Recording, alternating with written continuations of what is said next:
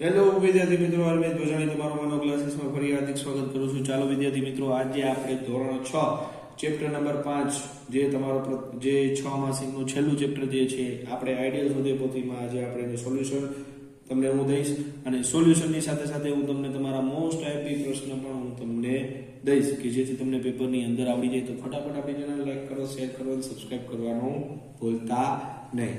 તો ચાલો વિદ્યાર્થીઓ, ચેપ્ટરનું નામ છે શરીરનું હલનચલન, એટલે કે આપણા શરીરમાં આપણે હલનચલન કેવી રીતના કરી છે, જેમાં આપણે માનવ શરીરનું પણ હલનચલન જોવાનું છે અને પ્રાણીઓનું પણ જોવાનું છે. સૌપ્રથમ જે પહેલો મોસ્ટ આઈપી પ્રશ્ન છે, અળસિયામાં હલનચલન. તો અળસિયા વિદ્યાર્થી મિત્રો, અળસિયામાં હલનચલન જે છે આ પ્રશ્ન પૂછાઈ શકે એવો પ્રશ્ન છે. તો મહેરબાની કરીને તમારે આ પ્રશ્નોને પાકા કરવો વિનંતી. બરોબર. હવે આ પ્રશ્નની અંદર તમને જો તમારા સાહેબ જો તમને આકૃતિ તમને દોરાવે તો દોરવાની, તો નહીં દોરવાની. બરોબર. જો આ પ્રશ્ન પૂછાઈ શકે એવો છે, કેમ, શું કામ? તો અળસિયું જે છે હલનચલન કેવી રીતના તમને બધાને ખબર છે, તમે બધા અળસિયા જોયો જ હશે કે હાવ સ્પ્રિંગ જેવું એનું કામ છે. બરોબર. હલનચલન કરે તો પોતાના વાયેલા શરીરને વળી પાછું પાછળથી ખેંચે, વળી પાછું આગળ જાય, વળી પાછું મોટું થઈ જાય, વળી પાછું ભેગું થઈ જાય. તો એવી રીતના એ પોતાનું હલનચલન કરી શકે. તો આ પ્રશ્ન જે છે પેપરની અંદર પૂછાઈ શકે એવો છે. હવે નેક્સ્ટ પ્રશ્નની વાત કરશું, માછલી. તો માછલી જે છે પાણીમાં કેવી રીતે તરી શકે છે, કેવી રીતના? તો એમાં જે છે આ દંડ સ્નાયુઓ છે, વાહેલા મીન પક્ષ છે એ કેવી રીતના કામ કરે છે એના વિશેનો પ્રશ્ન છે. તો આ પ્રશ્ન પર પૂછાઈ શકે એવો છે. બહુ સહેલામાં સહેલો પ્રશ્ન છે, એને આવડી જાય એવો છે. નીચેના પ્રશ્નનો ટૂંકમાં જવાબ આપો કે વનસ્પતિ કયા પ્રકારના હલનચલનને પ્રદર્શિત કરે છે? તો વનસ્પતિ હલનચલન કરતી નથી, પરંતુ વનસ્પતિના અંગો હલનચલન દર્શાવે છે. ઉદાહરણ તરીકે ખાસ ધ્યાન દેજો. ઉદાહરણ તરીકે મૂળ પાણી તરફ જાય, મૂળ પાણી તરફ, પ્રકાંડ સૂર્યપ્રકાશ તરફ વૃદ્ધિ પામે છે. પર્ણો અને શાખાઓ પવન સાથે હલનચલન દર્શાવે છે અને પ્રકાંડ સૂત્રો આધાર તરફ જાય છે. બીજું, સાંધા એટલે શું તે સમજાવી તેના પ્રકાર. સાંધા, તો સાંધાની વ્યાખ્યાની વાત કરી કે શરીરના વિવિધ ભાગોને જે સ્થાનેથી વાળી શકાય અથવા ફેરવી શકીએ, તેમાં જે સ્થાને બે ભાગો એકબીજા સાથે જોડાયેલા હોય છે તેવા ભાગોને આપણે શું કહીએ છીએ? સાંધા કહીએ છીએ. બરોબર. એ વાતનું પણ ખાસ ધ્યાન રાખવાનું છે. તો સાંધાના પ્રકાર, તો ભાઈ ખલદસ્તાનો સાંધો, ઉખડીનો સાંધો, મિજાગરાનો સાંધો અને અચલ સાંધો. બરોબર. હવે એક્સરે નો ઉપયોગ. આ એક્સરે જે છે આપણે ઓલો જે ડોક્ટરમાં જે કરાવીને એની વાત છે. એક્સરે માત્ર હાડકામાંથી પસાર થતા નથી. આથી એક્સરેનો ઉપયોગ જે છે હાડકામાં થયેલી ઈજા જાણવા માટે પણ થાય છે અને આ એક્સરે જે છે આપણા શરીરના હાડકાનો આકાર પણ દર્શાવે છે. અને એક્સરે જે છે પ્રતિબિંબ આપણા શરીરના હાડકાઓના આકાર, તેનું કદ, ચોક્કસ ભાગમાં હાડકાઓની સંખ્યાનો ખ્યાલ મેળવવા માટે એક સારો માર્ગ છે. રેડી. હવે કરોડસ્તંભની રચનાની વાત કરી. તે કશેરુકા તરીકે ઓળખાતા અનેક નાના નાના હાડકાઓની બનેલી રચના છે. જેમાં બીજો પોઈન્ટ એવો આવે છે, કરોડસ્તંભ જે છે 23, કરોડસ્તંભની અંદર 23 કશેરુકા હોય. કેટલી? 23. પાસળી પિંજર આ અસ્થિઓ સાથે જોડાયેલી હોય છે. પાસળી જે આપણા શરીરની જે પાસળી આવે ને એની વાત થાય છે. અને કરોડસ્તંભ જે છે શીર્ષ પ્રદેશથી શરૂ કરીને ધળ પ્રદેશ સુધી લંબાયેલું હોય છે. અને પાસળી પિંજર કરોડસ્તંભના અસ્થિઓ સાથે પીઠના ભાગ તરફ જોડાયેલા હોય છે. રેડી. હવે સ્નાયુઓ જોડી કાર્ય સમજાવો. તો સ્નાયુઓને જોડવાનું કામકાજ કેવી રીતના? કે કોઈ પણ બે અસ્થિની ગતિ પ્રદાન કરવા માટે બે સ્નાયુઓ સંયુક્ત રીતે કાર્ય કરે અને જ્યારે એક સ્નાયુ સંકોચાય ત્યારે અસ્થિને તે દિશામાં ખેંચાય. આ વખતે જોડીમાં આવે બીજો સ્નાયુ શિથિલન પામે છે અને અસ્થિને વિપરીત દિશામાં ગતિ કરવા માટે હવે બીજો સ્નાયુ સંકોચાઈને અસ્થિને પોતાની પૂર્વ દિશામાં ખેંચે છે, જ્યારે પહેલો સ્નાયુ હવે શિથિલ બને છે. અને સ્નાયુ માત્ર ખેંચી શકે છે, ધક્કો મારી શકતા નથી. આમ સ્નાયુઓના સંયુક્ત કાર્યથી હલનચલન પણ થઈ શકતું હોય છે. હવે આ છઠ્ઠો પ્રશ્ન, જો તમને ઓલો મોટો મુદ્દાસર પ્રશ્ન આવી જાય તો આ છઠ્ઠો અળસિયા વાળો પ્રશ્ન પણ તમને આવડી જાય એમ છે. તો આઈ હોપ કે તમને સમજાઈ જશે. રેડી.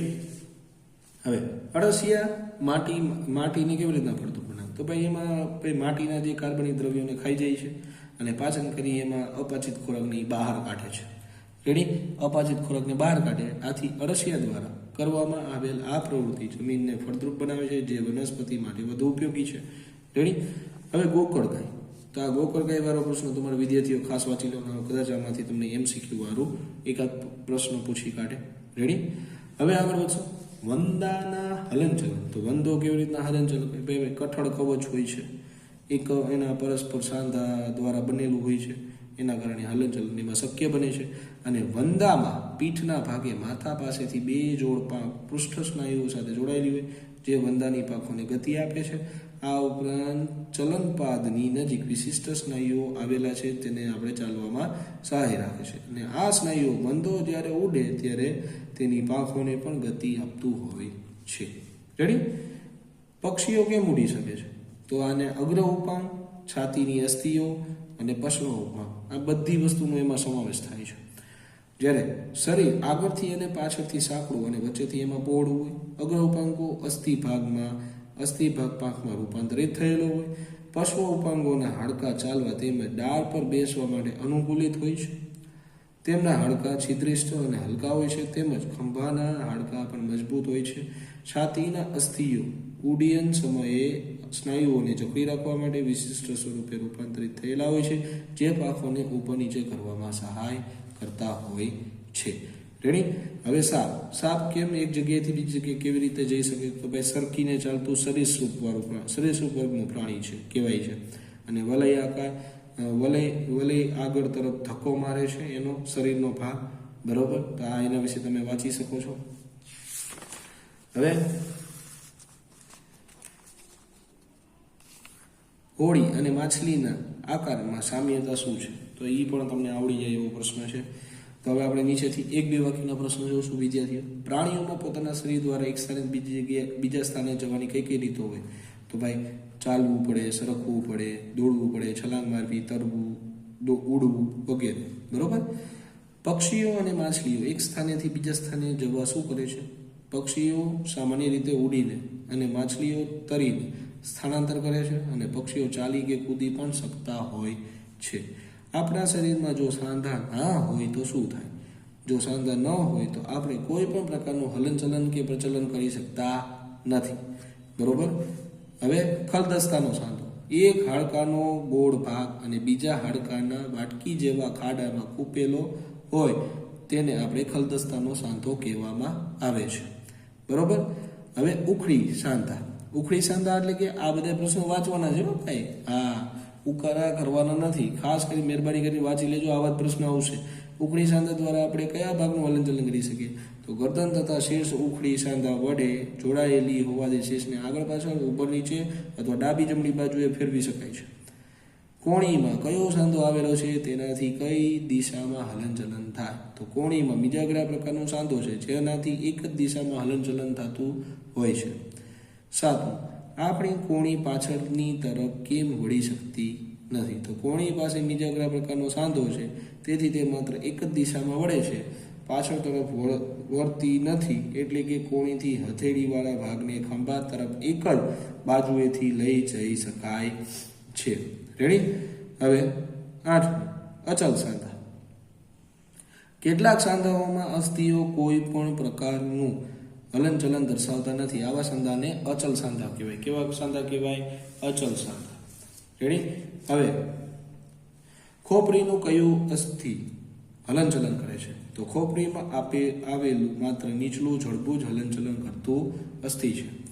10. આપણા શરીરમાં અચલ સાંધા ક્યાં છે? આપણા શરીરમાં ઉપરી જડબું અને ખોપરીના અસ્થિ પાસે અચલ સાંધા આવેલા હોય છે. બરોબર? કાંડું લચીલું શા માટે હોય છે? તો હાથનું કાંડું ઘણા બધા નાના અસ્થિઓનું બનેલું છે. હાથ સાથે અંશતઃ ઉપર નીચે અને હલનચલન કરી શકે તેવી રીતે જોડાયેલું હોય, માટે આપણું કાંડું લચીલું હોય છે. આપણા શરીરના કયા ભાગને આપણે વાળી કે હલાવી શકીએ? તો કોણી, કાંડું, આંગળીઓ, પીઠ, ઘૂંટણ, ગરદન, પગની એડી, આંગળા જેવા ભાગો વાળી કે હલાવી શકીએ છીએ. રેડી? હવે પાસળી પિંજર. આપણી પાસળીઓમાં અસ્થિઓ અને છાતીનું હાડકું અને કરોસ્તંભ સાથે જોડાઈને એક શંખરૂપી પાંજરું તૈયાર કરે છે, જેને આપણે શું કહીએ છીએ? પાસળી પિંજર. અને પાસળી પિંજરનું જો કાર્ય તમને પૂછે તો કાર્યમાં શરીરના મહત્વના અંગો જેવા કે હૃદય, ફેફસા, મહત્વની રુધિરવાહિનીઓને સુરક્ષિત રાખે છે. બરોબર? 15મો પ્રશ્ન. ઘૂંટણને વાળ્યા વગર પગની આંગળીઓને સ્પર્શ કોની મદદથી કરી શકાય? તો તો ઘૂંટણને વાળ્યા વગર પગની આંગળીઓને સ્પર્શ કર્યા વગર મેરુદંડની મદદથી તમે કરી શકો છો. સ્કંધાસ્થિ, ધ્યાન દેજો. સ્કંધાસ્થિ આ પ્રશ્ન પર પૂછાઈ શકે એવો છે. આપણે જ્યારે બે હાથ વડે દિવાલને ધક્કો મારીએ ત્યારે ખંભા આગળ બે ઉપસેલા ચપટા ત્રિકોણાકાર અસ્થિ જોવા મળે છે, જેને સ્કંધાસ્થિ કહેવાય. નિતંબાસ્થિ, જઠરથી નીચે આવેલા અંગોને રક્ષણ આપતા અને પેટી જેવી સંરચના બનાવતા નિતંબના ભાગે આવેલા બે મોટા ત્રિકોણાકાર અસ્થિને નિતંબાસ્થિ અને સોણી અસ્થિ પણ કહેવામાં આવતા હોય છે. નિતંબાસ્થિ નિતંબાસ્થિનો ઉપયોગ શું છે કે નિતંબાસ્થિ શરીરના જઠરની નીચે આવેલા પ્રજનન તંત્ર, ઉત્સર્જન તંત્ર અને પાચન તંત્રના અંગોને આધાર અને રક્ષણ આપે છે. આ ઉપરાંત આપણે બેસીએ ત્યારે પણ મદદ કરતા હોય છે. રેડી? હવે પાછળની વાત. તો હવે વિદ્યાર્થી મિત્રો, માનવ ખોપરી કોનું રક્ષણ કરે છે? ભાઈ માનવ ખોપરી જે છે માનવ શરીરના સૌથી અગત્યના અંગ મગજનું આંકડા અને ઈજાથી પણ રક્ષણ પામતું કામ કરે છે. સંકોચનશીલ અવસ્થામાં સ્નાયુ કેવા હોય છે? તો સંકોચનશીલ અવસ્થામાં સ્નાયુઓ લંબાઈમાં ટૂંકા, કઠણ અને જાડા પણ બની જતા હોય છે. બરોબર? અળસિયાનું શરીર શાનું બનેલું છે? તો અળસિયાના શરીરની રચનામાં અનેક સમાન વલયો એકબીજા સાથે જોડાયેલા છે. બરોબર?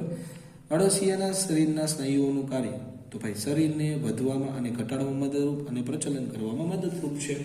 એવી જ રીતના નેક્સ્ટ પ્રશ્નની આપણે વાત કરશું. નેક્સ્ટ પ્રશ્ન કે વંદો વિશિષ્ટ સ્નાયુઓ દ્વારા કયું કાર્ય કરે?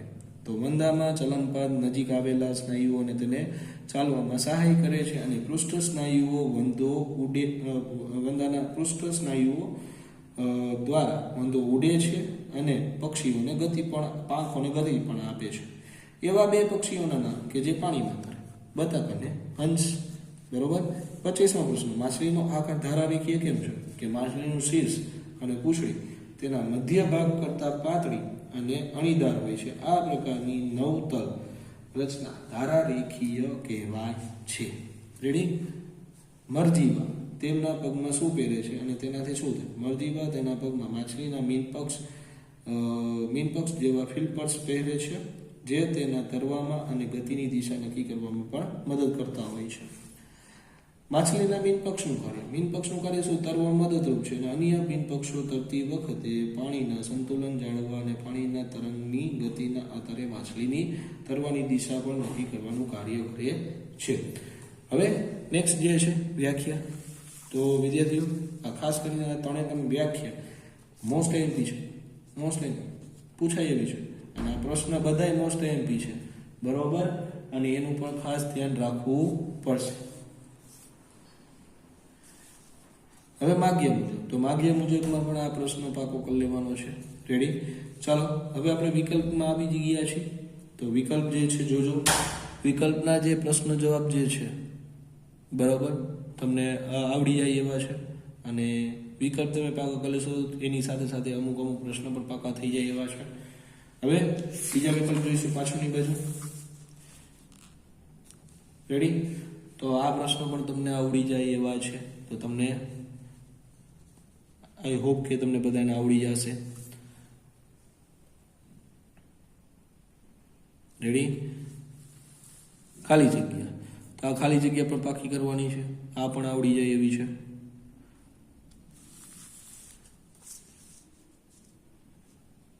આ ખરા ખોટા. બરોબર? એમ નહીં સમજવાનું કે આ બધા એમાં ખોટું આવે તો સાહેબ બેઠા પૂછશે તો સાહેબ એની રીતના ફેરવી પણ નાખે તો પણ તમને લોકોને આવડવું જોઈએ. ને આ છે જોડકા. તો ચાલો વિદ્યાર્થીઓ, અહીંયા તમારું વિજ્ઞાનનું પ્રથમ સત્ર સોલ્યુશન કમ્પ્લીટ થાય છે. આઈ હોપ કે તમને આ બધી વસ્તુની ખબર પડી ગઈ હશે કેવા પ્રશ્નો પૂછાય. તો ફટાફટ આપણી ચેનલ લાઈક કરો, શેર કરો, સબસ્ક્રાઈબ કરવાનું ભૂલતા નહીં. જો તમે આ વિડીયો તમારે બધા જોવા હોય તો તમે આપણા ચેનલ ઉપરથી પ્લેલિસ્ટની અંદરથી પણ તમે જોઈ શકો છો અને તમારા ભાઈબંધ મિત્રોને પણ શેર કરી શકો છો. તો ચાલો વિદ્યાર્થીઓ, આપણે વિડીયોને અહીં એન્ડ કરશું. જય હિન્દ, જય ભારત.